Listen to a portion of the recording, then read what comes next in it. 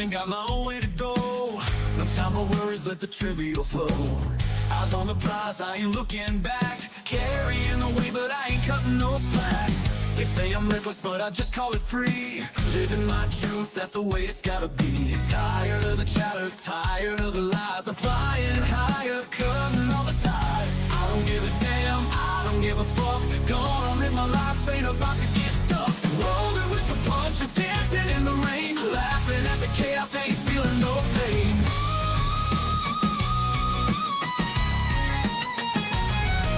People try to tell me you gotta play it safe, but I'm running wild, I ain't no one's slave. Chasing down my dreams, got no time to waste. Feeling the freedom, loving the taste. Welcome back, Charles. Welcome back. Fantastic draft we had last night. Fantastic draft. I'm still cheesing about that draft, man. You're still cheesing about the fact that we and then I said, "You about to pick your guy?" I already got that guy. Then everybody's all, "Well, who's that guy?" And you're like, "The best damn regular season quarterback." But it was fun drafting in the bottom. It was different. It was less pressure, and due to the less pressure, the performance ended up being better. Both of us being in the top 5 playoff chances. Yeah, it's very rare that the bottom is It's I don't know, snake drafts. It's just normal. It's just how it is. It's from year to year. You can change that. Obviously, next year we can do it based on how you perform. The worst team can get the number 1 pick, but you still do a snake draft. You know what I mean? Just to even out the teams, get teams better, more competitive. As we build the dynasty, I agree. That'll be way more. Absolutely. That'd be way more important, probably. Instead of randomizing it, and it can. Depending on how deep we want to go, we might even be able to build in the schedule. Yeah, we have full control over editing anything and everything. So that's at bare minimum, we can start week 1 matchups and then have it randomized from there. But week 1, have it be a rematch of the championship. The 2 bottom teams play each other. Yeah. And then it just works itself out from there. Yeah, we can even do there's some way to figure out the strength of schedule as well. Based off your team strength, and the weaker team would have a better opportunity, just like they do with the NFL. Like how the Bears got such a great schedule this year. And forgive me, I have to remove the glasses for this. It's a little bit darker in here. I can't wait to buy the house. Get the media room all set up. It's gonna be fantastic. You're like, and then I can moderate my lighting, make everything to my liking. Yeah. Then you can wear the shades all the time. Yeah. So looking at this, so here's the scores, right, for week 1 right now, and you and I both said that the draft was done. Yeah. So I think we're gonna get 6 matchups. 5 out of the 6, I think, are all going to be pre-game. They're very close. Within 4 points. 5 of the 6, at least 5 of the 6 within 4 points. I wouldn't be shocked if it's all. So starting off, you've got 124.6, 124.4. Then you've got 118.4 to 115.9. Ooh, this one's different. 121.7 to 112.8. So there's the one. I think somebody took someone out of their lineup, or somebody is probable or questionable. I think I know what matchup that you're talking about. Brooklyn Burns versus old Titletown. Yeah, I think Adam was messing around with his lineup, and he was going to put somebody else in there, but we'll see. I have not seen anybody hit the waiver wire yet, considering that nobody's even played a game. But another one too. Oh, that's because CD Lamb is out for you. So with CD Lamb in, this one's going to be. You should be projected to win this one.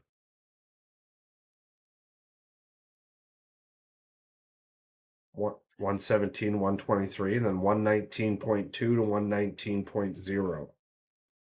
So, pretty normal, actually. Yeah. Pretty normal, actually. Not too bad. Not too bad. Not too bad. It's funny. So, I how'd you went and feel looked about the through. draft? Well, I felt really good. I went and looked through some other teams, their schedules, rankings, scores, like you said, like that. And we have the most parity in our league that I've seen from other teams, which is very interesting. Like it was Yeah. very balanced draft. Like I don't think there's one team out there where you'd be like, man, I'm afraid to play them. Like you personally, like you're like, oh man, like if this guy doesn't overperform or perform to expectation, I feel like I'm gonna lose. There's not one team where I'm like, oh, they're that much better than I am. I need to figure out a way to beat them. As of right now, there isn't, and because it's all fresh in our minds, there isn't a Jalen Hurts, Christian McCaffrey, CD Lamb trifecta coming at you right now. Absolutely. Right. Everything is completely on the board. I agree. Talking about on the board, let's start with a little baseball talk. So we had brought up, I believe the magic number for the Brewers was 16. Yep, and you were talking 9.5. Yeah, you were talking run differential. Yeah, the Brewers lead all Major League Baseball run differential. The second closest team is the Dodgers with 119 or 117. They gave up 2 last night, so the Brewers are at 139. So they literally have a 22 run lead and run differential.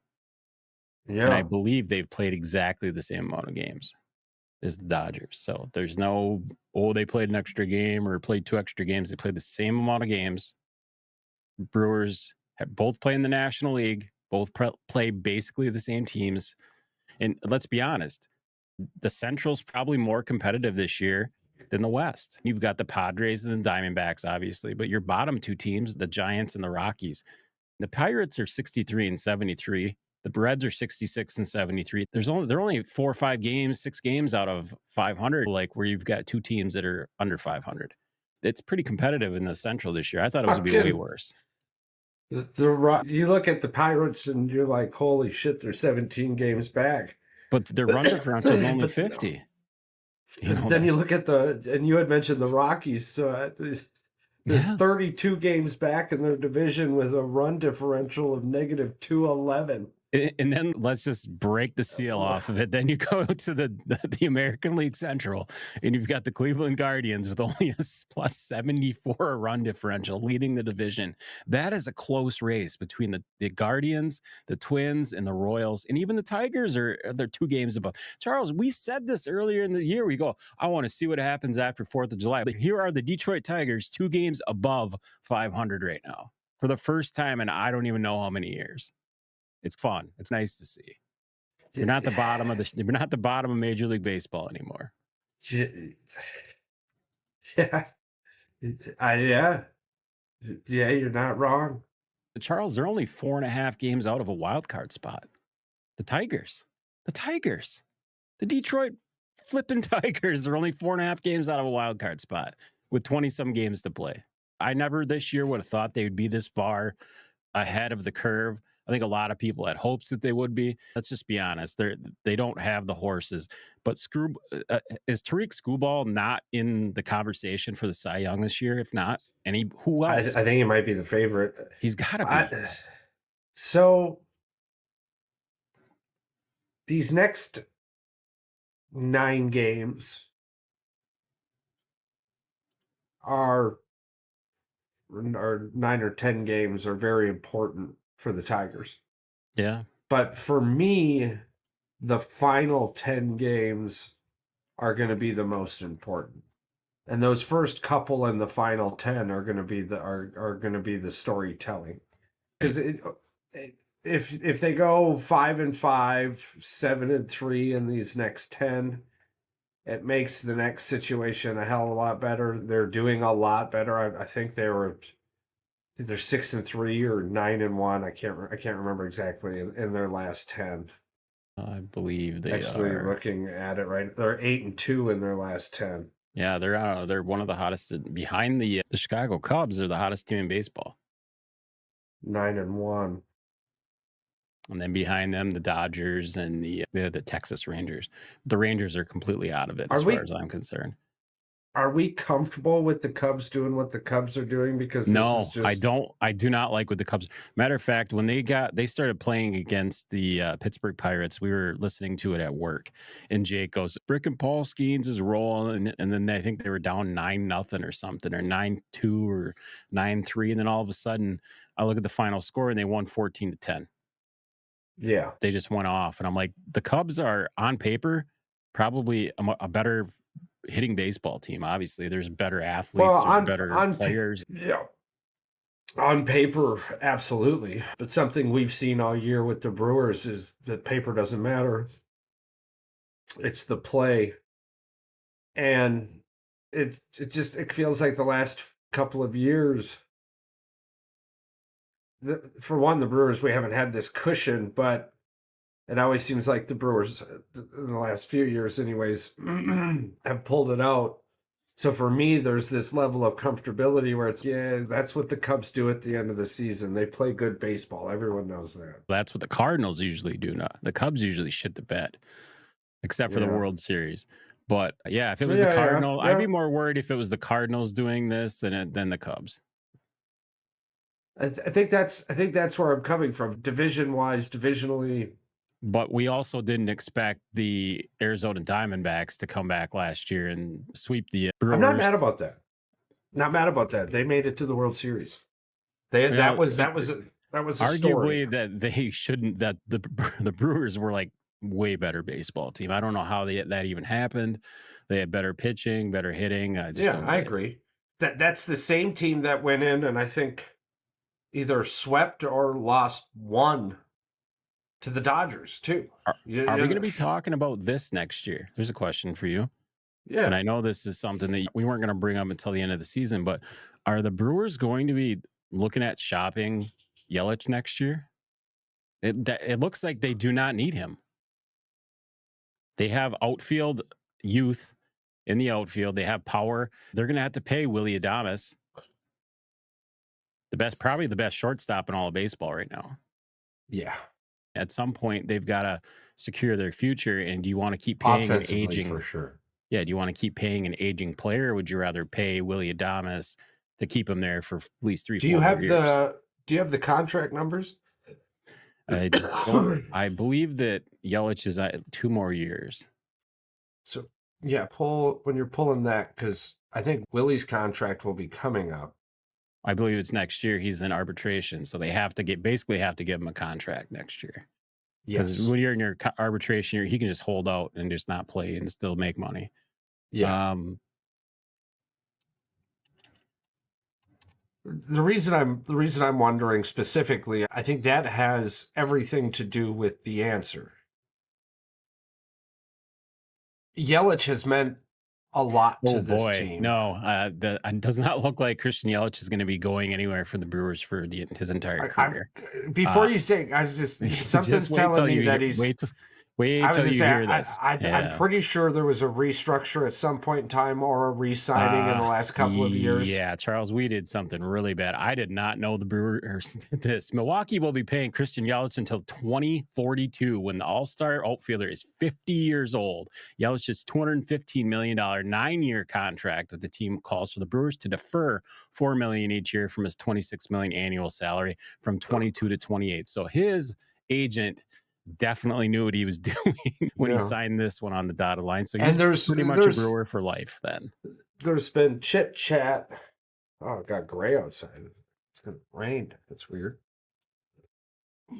There's been chit chat also of the Brewers owner searching for a minority partner willing to take less cake but help fill the table. There's push away from this small market scenario.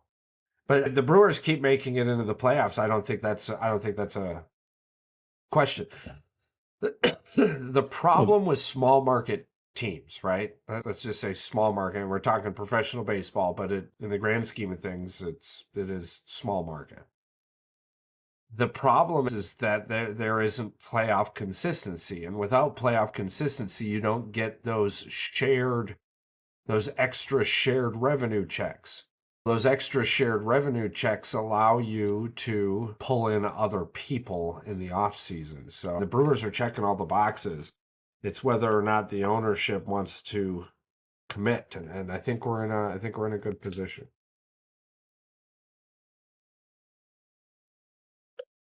I didn't realize researching? Okay. So the Brewers have the smallest metropolitan area of all of the baseball teams.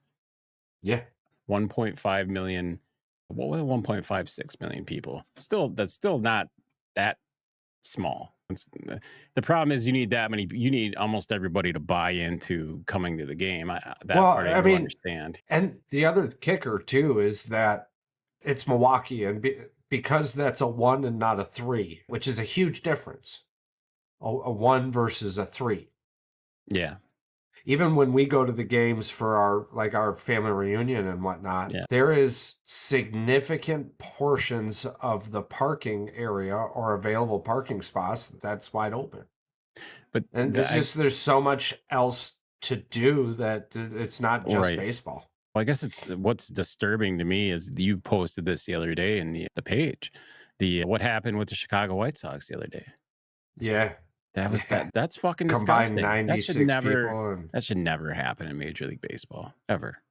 I mean, it's always been a weird marketing thing to me. Like, you would think the White Sox. It's Chicago. I don't care. You just open the gates at that point and just let people. That's what I'm saying. Like, just to make it not look terrible. You do 3 for 1. You do 3 for 1 deals, and you just. I don't know. There's so much you can do, man. There's so much. Sad. You could keep the ticket. You could leave the ticket prices alone, and you could hit the food vendor. Like, you're losing money anyways. Yeah, you're losing money anyways. You might as well lose 7% instead of 14% every day. Go out trying. Right? Don't. But this year, that team, even with the low payroll that they do have, which is weird. For the White Sox, you would think it's a Chicago team. They always have had a lower payroll. Obviously. Bro, 2021 they won 96 games. I know. It's just and won their division. That team is just up and down all the time, and the fans are just probably the most non-dedicated fans we've ever seen in sports. If they have one crappy season and they just don't show up, even when the Tigers lost 100 games, they were still showing up in the stands. Oh, dude, it's been different.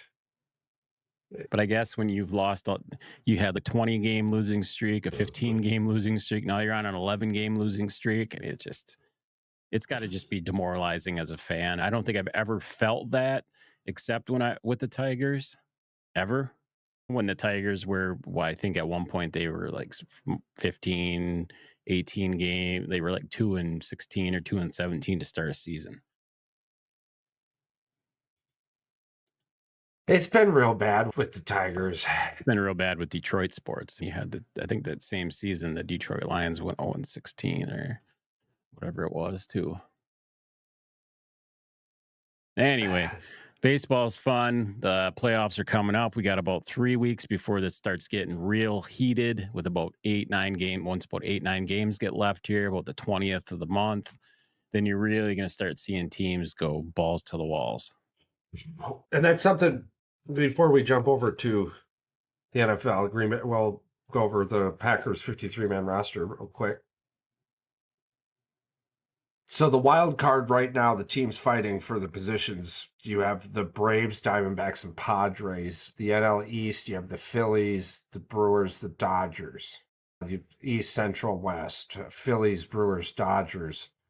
It looks like the Dodgers are probably going to end up with that first place.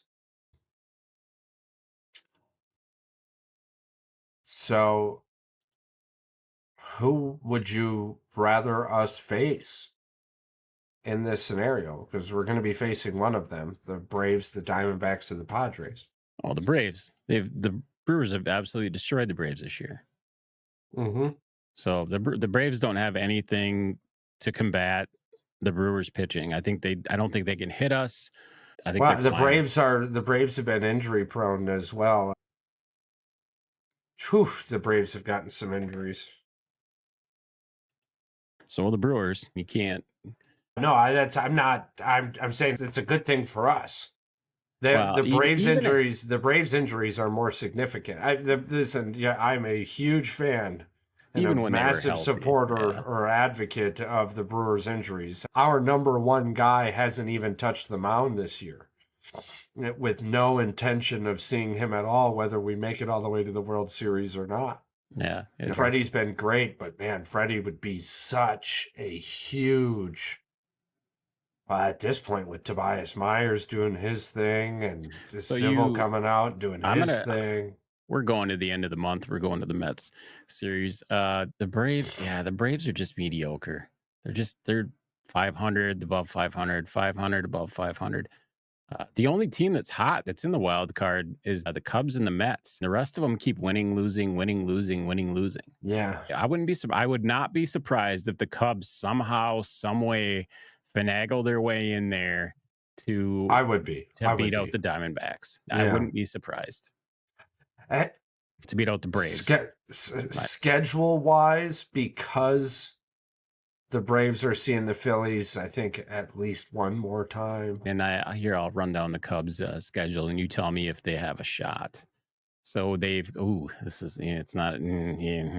Okay, so they've got Pittsburgh for 3, and then they go to New York. They go to the Yankees. They're actually at home for 3 with the Yankees, but man, the way the Yankees are smacking the shit out of the baseball, that's gonna be tough. Then they go to LA. Yankees pitching though, but and then they go to LA for 3, and then they've got Angels Colorado. or Dodgers. Yeah, they're done. I think they're done with all the American League after that. That's weird that they played the Yankees that late in the season. I thought they played all their AL opponents early in the season. Well, I guess they sprinkled them in throughout the year this year. Yeah, everybody plays everybody. So I do like that. I do like baseball did that. And honestly, at some home point, and away, I love that. You Why play can't 162 games. I can't believe it took this long. Why can't the NFL rotate that in where every NFC team plays every NFC team? And every AFC team plays every AFC team. And then you only play an AFC team if you make it to the Super Bowl. That would be the equivalent of what the baseball was doing for years with the National League and the American League. I think the NFL was the one that kind of everybody looked at and they were like, yeah, they play both. But because it's happened quite a few times that the Super Bowl teams have met in the regular season. And I looked it up, and only twice, I think, did the Super Bowl team that won the Super Bowl sweep them both times. And I believe it was the Patriots that did that. Yeah. Speaking of that, go ahead. No, I know Kansas City did it once with 2 different teams, but I think the Patriots are the only team that do it twice with the same team against the same team. Yeah. Speaking of that, we have this week coming up, Thursday. Yeah, we got some NFL action coming at you. We have the Ravens, Kansas City. All right. Let's touch on this one right away. How do you feel with what the Chiefs have defensively? Because I have their defense, and I guess I never asked for your opinion on it, but offensively, the Chiefs are always going to be what they are with Patrick Mahomes. They're going to score points. Is Baltimore with their newfound? I know how you feel about this because you got two Baltimore dogs, and you need to vulture touchdowns one way or another, whether it be with Lamar's legs or Derrick Henry pounding it through the end zone. In the regards to week 1, this is a week that I don't really want to play a Patrick Mahomes. I only have Pacheco, so I really don't care if Kansas City gets smothered in this game because I've got their defense, but it is what it is. Yeah, I'm probably defense doesn't win you championships. I wouldn't be too worried about it. It's so up and down, right? Because my feelings on Lamar, but this isn't a playoff game, so I'm keeping it strictly to week 1. I really love my chances right now with Lamar and Derrick Henry coming into week 1. You're going to get a lot. Very difficult to win in Arrowhead, though, especially week 1. But the Detroit Lions did it last year. Yeah. So, yeah, it's not even so much that. It's just there's going to be a lot of rushing yards in between the 20s. I'm not so much worried about touchdowns as it is passing yards and rushing yards. You give up a lot of that. And the other thing with this too is the Kansas City Chiefs really just got done playing football a few months ago. So I don't know, man. I'm not confident on either side of it. I like the Kansas City defense. I like it a lot for the same reasons that I like the Saints defense.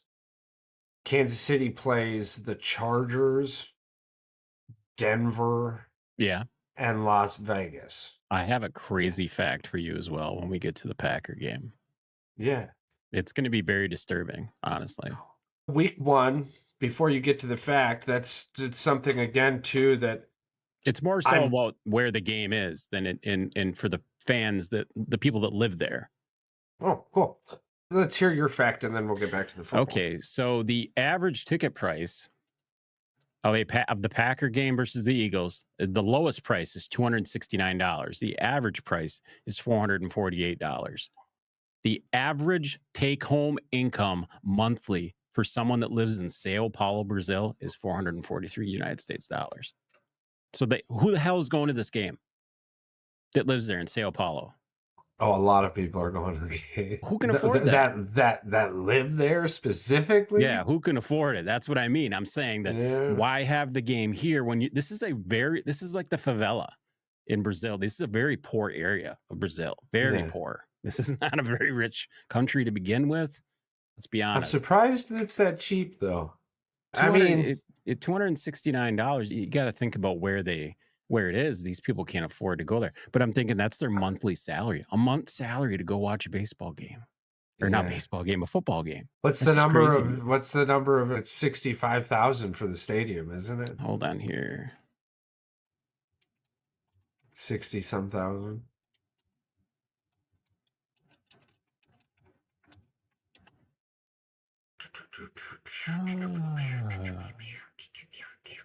$66,795. It was once able to accommodate 150,000.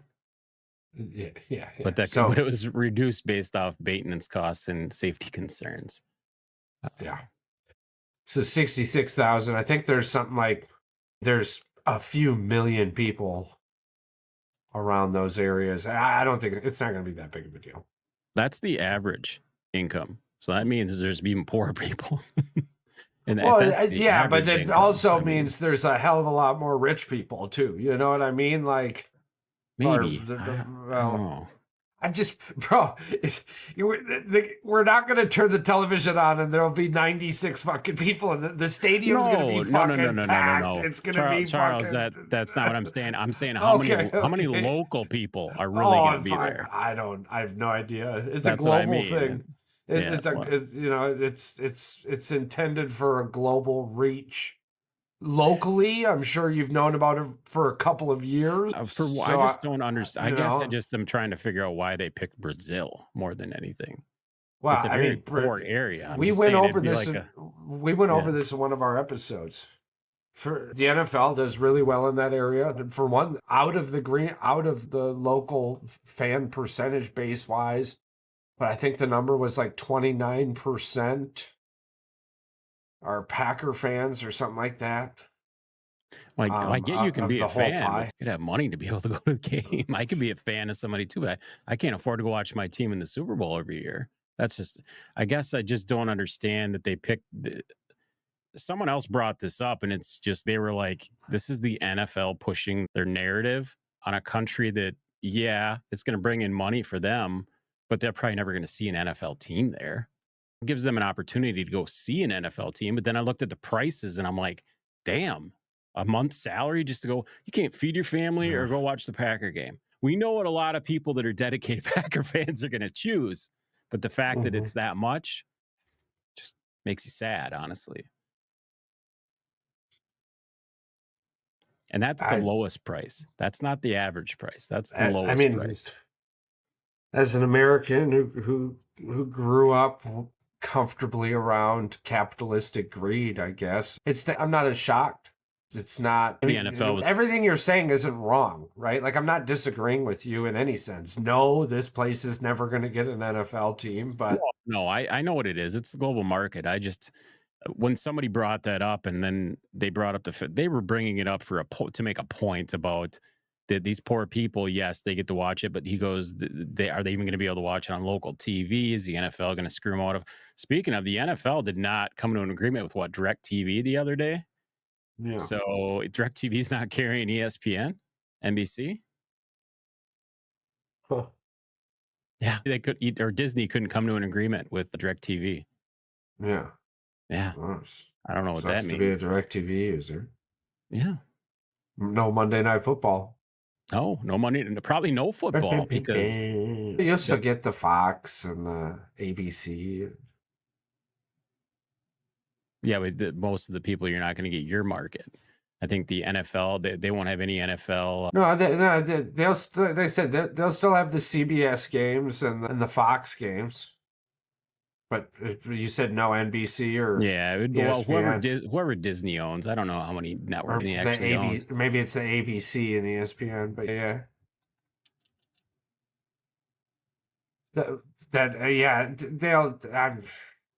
What?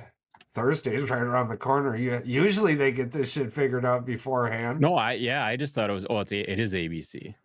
Yeah, I was gonna say I'm pretty sure ABC and ESPN. Yeah, it's just crazy that they couldn't come to an agreement before the season started. I'm assuming there'll be a last minute we figured it out type deal, and then they'll put it on, and then people will forget about that, and then their cable bill will go up freaking $25. Do you get baseball on your local channel? No, or you got to pay for it now. Yeah, we got to pay for Bally. Eventually, he was saying that. Remember, we had him on. He said that eventually Amazon's going to take over, and Amazon is taking over. Yeah, but they have to wait for that Bally Sports contract to expire with the local TV networks, and before that happens. All right, fingers crossed. That'll be exactly. I got Amazon. We watch the games. So yeah. All right,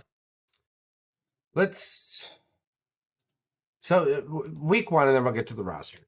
So week one, Brazil, poor people. I didn't mean to bash the city. I'm just saying poor people got to pay to go watch the Packer game. I don't know. Charles, I was just trying to say it's a sacrifice that a lot of them are willing to make. That's all I said. I'm sitting here thinking to myself, I knew about this for a couple of years. I'm going to put some money aside. I'm going to take my kid. I'm going to make a memory out of it. It is what it is. Did you know the first 3 games to start the season, the line is all 3 points for the home team? Really? So you've got the Chiefs -3, the Eagles -3, and the Falcons -3. Yeah. So basically, that's when it's -3. When it's -3, it's a pick 'em. So all 3 of these games are pick 'ems. Very interesting. I think it's because what you did last year means nothing, and it's not that I'm so hard on the Lions. I would have been more shocked to see them in the Super Bowl than to see them make the NFC Championship game. They're a good team. Right. It's that this type of consistency is so crazy hard that you don't do it with the same pieces, right? Yeah. What worked last year isn't going to work in the scenarios you need it to this year. Yeah. Good teams are going to recognize that in the first half and come out in the second half and go, now you don't have time to make more adjustments, right? Because I know what you're going to do. And for one, a team like the Lions, they don't make adjustments. They just come out and literally beat their head on the wall as hard as they can. And if the wall doesn't come tumbling down, it doesn't come tumbling down. There's a bunch of teams in the NFL that do that. It frustrates you at times. Where are the adjustments? But so week 1 through 3 in the NFL, to me, it's all about context. And just like the line, I have no idea what the line on week 3 should be until after I see week 2, to be honest with you. Yeah, if you're an NFL guy, even after seeing week 1, like there's only so many preseason games now, and you have the joint practices, which are cool, but you have almost nobody playing in the preseason anymore because you have so few preseason games. You have to see who's ready or who's coming forward.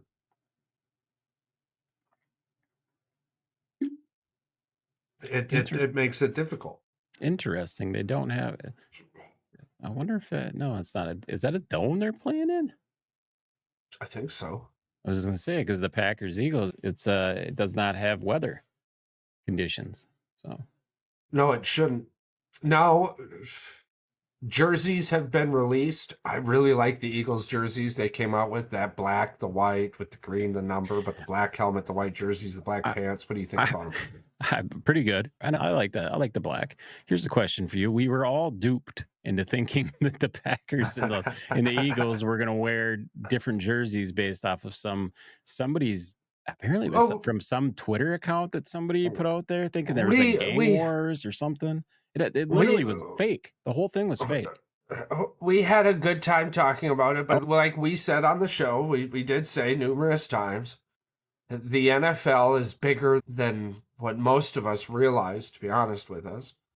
And they wouldn't be in a situation that was as heinous as the one being put forth.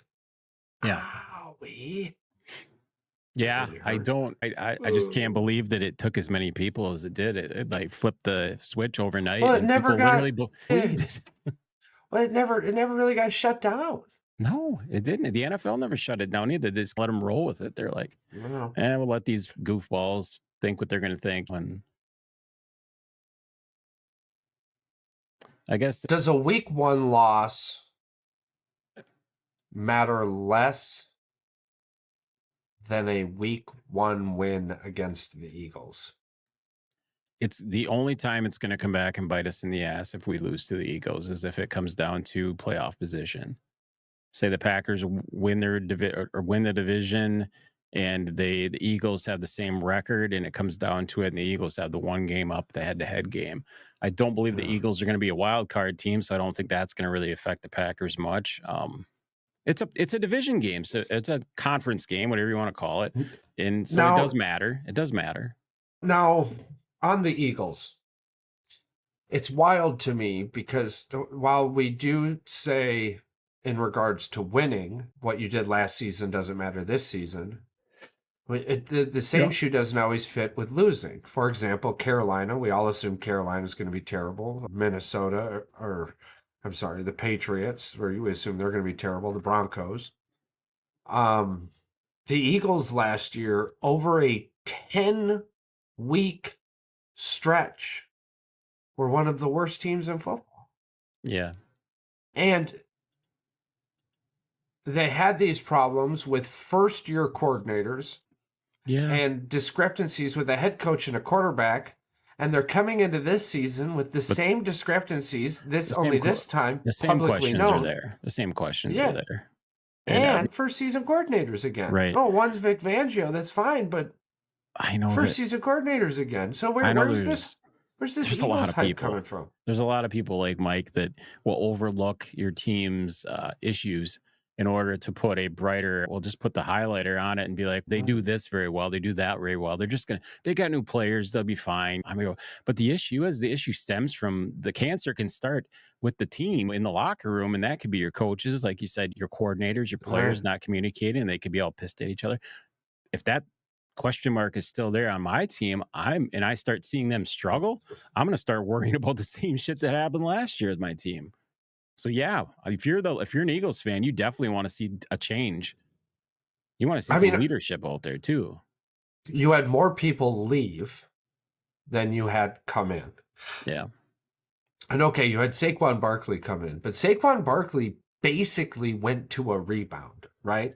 Saquon Barkley's so damn mad at the Giants that he's the only team I'm fucking playing for is the Eagles, because that's going to piss him off, because I want the Giants to feel how they made me feel, right? If you think about this, I say this often, what's the best ability in the NFL, bro? Availability, okay? When it comes to health, Josh Jacobs is healthier than Saquon Barkley. Statistically, over the last handful of years, Josh Jacobs is the better running back. Right. I think Jordan Love has a better chance at being MVP this year than Jalen Hurts. I think many people are expecting Green Bay to lose this, and I think at times we've even tooted that horn. But bro, as it's getting closer, I gotta sit here. I gotta tell you, dude, I think we win this game.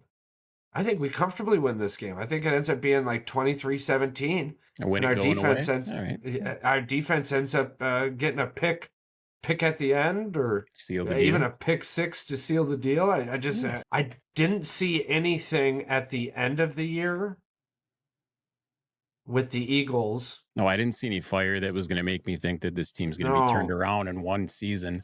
Unfortunately, I think the problem probably is Sirianni in the way that he runs that team and the way he coaches. Yeah.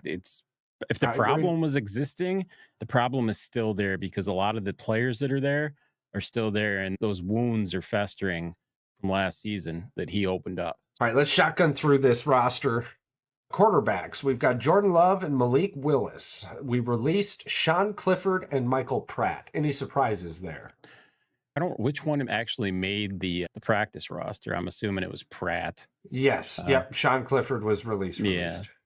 Yeah. Clifford had one good game, preseason game last year. Outside of that, he definitely doesn't have the go get him to go. His accuracy is not what we thought it was. You know what? He came from Penn State. We knew exactly who he was. Yeah. He will be able to hold solace to the fact, though, that he has parallel football cards. Yeah. So something I don't have. Go ahead. Yes, go ahead. No, hit the running backs. Can I go in? This is what I want to hit with the running backs. The Packers are going into this game with only 2 running backs. Marshawn Lloyd is out. He's not playing. So they only Josh have Jacobs and Emmanuel Wilson. Yep, Josh Jacobs, Marshawn Lloyd, Emmanuel Wilson. Injured reserved A.J. Dillon released, Ellis Merriweather, and Nate McCray. Yeah, here's the kicker. You're going in with only 2 healthy running backs, which is scary, considering you're going to a field that you've never played on before. It's scary. It's scary because of our past. It's only scary, Patrick, because of our. It's scary because history. Of your depth. We know what we have on the bench. Now, this is why I'm saying the past. Josh Jacobs is a dog, bro, and he's been playing with the Raiders. The Raiders' offensive line is nothing to that of what the Green Bay Packers offensive line is. Yeah, but it doesn't matter. You're still getting hit by the same players, regardless of if you're a dog or not. I'm saying you can't overuse him to the point where that's all you've got and you just keep pounding. He is a dog, but he's not that big of a guy. And eventually, at some point, he's going to get ran down. But 17, 20 carries, that's not a lot. Do you expect more carries than that? I expect them not to throw that many times. I expect them to throw more, but the Eagles, you got to remember, the Eagles they're obviously a better defense that we're going to be playing than they were last year. They're arguably going to be better, not worse. Yeah. I'm not in that same boat. Josh Jacobs is a workhorse. I'm not sitting here saying you work a workhorse, but a workhorse is only good at doing one thing, and that's working. And Josh Jacobs is a fantastic running back. The dude's a machine, bro. I can't wait. Green Bay hasn't seen something like this, right? It's basically Eddie Lacy, a better version of Eddie Lacy. A much better version of Eddie Lacy. Yeah, one that stays healthy and can breathe as the season goes forward. Are you trying to say that the cheeseburgers weren't that great when you were getting them freebies? The Wendy's Eddie Lacy burger or whatever. It was McDonald's. I don't remember what it was. I can't remember. I mean, I was living in a town that didn't have it. But you're not at all concerned the fact that he only had 1 carry in the preseason for 7 yards? No, I'm not. Not even a little bit, bro. For one, Matt LaFleur is a good head coach. And people want to, he got a lot of that with Aaron Rodgers, and it's actually, I think LaFleur ended up making Rodgers look better than he was. Can I tell you something that you probably don't know? Yeah, of course. Did you know Josh Jacobs has never caught a touchdown pass? Yeah, I can understand that. 197 receptions and not 1 touchdown. That's going to change. That's going to change this year. I hope so, because we need more than 7 touchdowns from him that he averages a season. Or 8 touchdowns. My hot take. That was with the Raiders, dude. Yeah. They're a terrible team. Their offensive line is only 3 or 4 behind the Packers. Oh, you're thinking of the Giants' offensive line. I don't think that. Let's go to I'm offensive just line rankings last year. the offense. Okay, listen, the offensive line, yes, and then I'm not going to disagree with anything when it comes to the offensive line, but when it comes to touchdowns specifically, that has a lot to do with what you do in between the 20s more than it does being in the red zone and not being able to get there.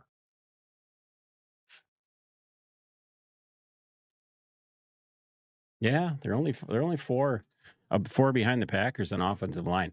Yeah, it's comparable. Obviously, the team is going to make a huge difference. You're talking The about team is going to make a huge skill, difference, all bro. that stuff.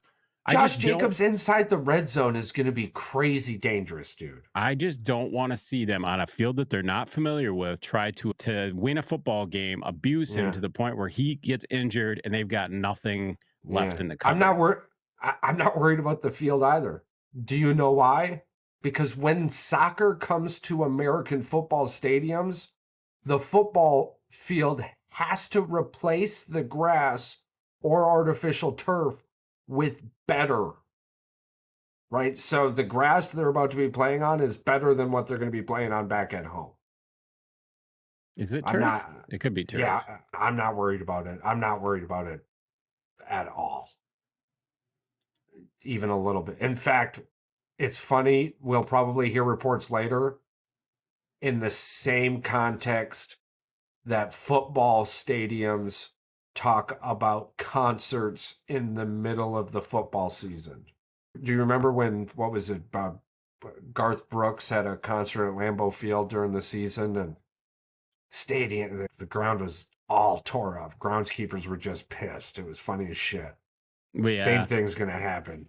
I don't get why grass is so expensive to replace. It's fucking sod. They got sod farms. Yeah, a sod farm. I can go buy freaking 30 feet of it at $1 billion entertainment. I don't ever want to hear them talk about cost efficiency. I know. That's what I mean. You guys spend, how much food and concessions is dumped, how much beer is dumped dollar-wise every game because of fans cheering and dumping it on the ground. That's waste. So I want to hear it. Raise your ticket prices by 50 cents. 50 cents if you're complaining about. People won't even know. They just got a check at the end of the year for $400 million. Fuck their ticket prices. They can stay where they're at. And that's the other thing. The Packers, don't they have a heated field anyway where like the grass is going to grow all year round because they cover the damn thing and then they like rain things go out and the grass freaking grows. Circling back to running backs, I'm not worried about it, and I believe that's a past scenarios coming into fruition for you and other fans alike. This next one is we're about to see a new breed. The next group of guys is the one that I'm very the wide receivers. Yes, their wide receiver core is still a bunch of Romeo Doubs, Christian Watson, Jaden Reed, Dontavian Wicks, Malik Heath, and Bo Melton. Did get rid of one of them though that I was very Grant sad. Dubois, Samori Toure, who I believe was picked up immediately. Julian Hicks, that one kind of shocked me. Dimitri Stanley and Jalen Wayne. Tight ends: Luke Musgrave, Tucker Kraft, Ben Sims. Injured reserve: Tyler Davis. Released: Joel Wilson, Messiah Swinson, and Henry Pearson. And then the offense, the outside line, we have Jenkins, Josh Myers, Rasheed Walker, Zach Tom, Jordan Morgan, Sean Ryan, Andre Dillard, Jacob Monk, Kadeem Telfort, and Travis Glover. We released Royce Newman, Caleb Jones, Luke Tenuta,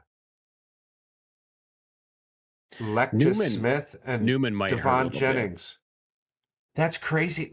Depth, yeah. The kids and I just met Luke Tenuta at the Green Bay softball game. We got pictures with him and everything. That's a bummer that he ended up getting let go. Maybe you should have been watching more tape. Yeah, in the weight room. Good kid though. Should find. Preston Smith, Rashad. Oh, what? Go ahead. I was gonna say they've got how many? I'm gonna tell you how many rookies made the team. 1, 2, 3, 4, 5, 6, 7, 8, 9. 9 of their rookies they drafted are on the team, just so you know. Yeah. That's pretty good. That's a pretty good number. Pretty good number. I like the Green Bay's front office, man. I trust Green Bay's front office. Cornerbacks right now: Xavier McKinney, Eric Stokes, Keyshawn Nixon, Carrington Valentine, Corey Ballantyne. I'm comfortable with our cornerback room. I'm hearing great things about Stokes. If he can stay healthy, that's going to be good news. Keyshawn Nixon, Carrington Valentine, and Ballantyne, both of them, good things coming from them. I was shocked to see we kept Ballantyne, but I think his ceiling is much higher than the ones where we released, like Rochelle, King, and Green. I think we just need to stop drafting people with the last name King. Yeah. Safety's been here.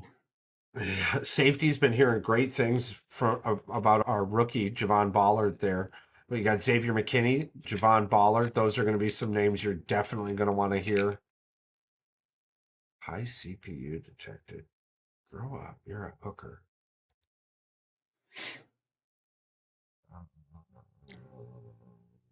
Weird. So I'm trying to see if there was there a name that you're interested in. Honestly, I'm pumped to see the defense, but what about Christian Watson?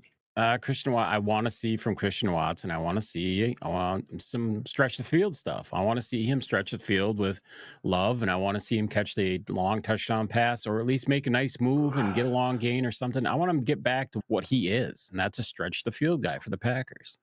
Deep threat and a red zone target guy. That's what I want. Deep threat and red zone target guy. And stay fucking healthy. Yeah. Here's where it gets interesting. Please. The kicker. Do we have question marks around our kicking game? Abso-fucking-lutely, because I don't care who it is. You brought in a kicker that was released by another team, regardless of what you think. If you think that, oh man, everybody says he's good, he got released for a reason. So they've got Arvidsson from, I believe he played with Tennessee last season. He does have a leg. He's 5'11" from NC State. He's a rookie. It says he's a rookie. I believe he got drafted by Tennessee. My bad. Okay, so we've got a rookie kicker. And then we've still got Daniel Whelan, who kicks the ball freaking a mile up in the air, which is crazy. And Orzik, the old long snapper. It's just sad to see Tyler Davis still on the injured reserve. Man. Yeah, shoulder injury. You've got me thinking about the damn kicker situation. It comes down to this. In the preseason, both them guys missed inside 40-yarders. Yeah. We don't need that. So whoever we just picked up has got to be better. I don't think they're going to go to him as a rookie and be like, hey, kid, kick a 58-yarder to win the game. They're going to be like, yeah, we're probably going to go for it if it's 4th and 3. Possibly. I think it's probably going to change their mind a little bit when maybe not early in the game, but later in the game, it's probably going to change their mind. I was going to say, probably we'll see early in the season. I think that the coaching staff won't make the same coaching decisions they made last year, though. Well, here, one very bright spot, though. I do believe this guy never missed an extra point in college. So he does have that going for him. But they also kick from like the 20 and not kick from the 45. So he's pretty good from inside 30. Yeah. It's all gonna be based off of the beginning of the season. I think at the beginning of the season, I'm hoping he gets put into situations where we get to see the leg. We get to see the confidence. 6 or 7 in the preseason. Yeah. So if he misses early, like we did last season, we kept allowing our kicker to try and kick through it. I don't think we give him that same option. I think if you miss one, we're not going to see him out there again, except for extra points. And then if you miss the extra point, it's going to be what it's going to be. We might be a team this season that goes for 2 until something comes out of the woodwork. Yeah. Hell, maybe we draft Michigan's kicker number 4 or in the 4th round this year. I'm excited. I'm ready for it. Thursday's right around the corner. Yeah, I'm excited for it. Yeah, Thursday we get the NFL starting with the Chiefs, and then Friday evening we've got the Packers and the Eagles. All right, what game do you want to pick? Do you want to pick the Thursday game or the Friday game? I'll pick Thursday game. It's fine. Okay. So who you got? Ravens or the Eagles? Or shit. What do I got? Unfortunately, I gotta stick with the Chiefs at home. I mean, I don't think they're gonna. I don't think they're gonna want to lose at home, but I also don't believe this is going to be one of those like 28 till 23 games. This is probably either going to be a shootout for one, or the Ravens are going to run away with it. They'll win 31-13 or something. Okay. I've got the Chiefs by I got them by 5. I got them 31-26. 31-26. All right, I like that. Okay, so you gave me the Eagles Packers game, and I'm gonna stick to my guns here. I'm gonna go with the Green Bay Packers. Now I'm getting flashbacks from last season. Massive flashbacks. At the beginning of the season, I picked Green Bay to win, and they kept losing. And then I was like, fuck it, Green Bay to lose, and then they would win. And then all we did was pick Green Bay to lose the rest of the season, and they kept winning. But it's a new season, new tree, it's a new adventure, leaf, right? Yeah. New adventure. I've got Green Bay winning this one. I've got it 23-17. I've got Green Bay winning 23-17. It's close early. Green Bay pulls away late. I can see that. Is there anything else you wanted to add? No, I think we're good. We hit it all. We got a nice little episode in here before the NFL starts back up. I appreciate that. That's awesome. Yeah, I'm excited for our fantasy teams. Very excited to start the season on Thursday. Me too. It seems like we both got players going on Thursday, so we got something to look forward to on Thursday. That's my favorite part of fantasy, Patrick. Is my favorite part is it's added a new element to the games. It's no longer just games on Sunday. Yeah, I would love to have it.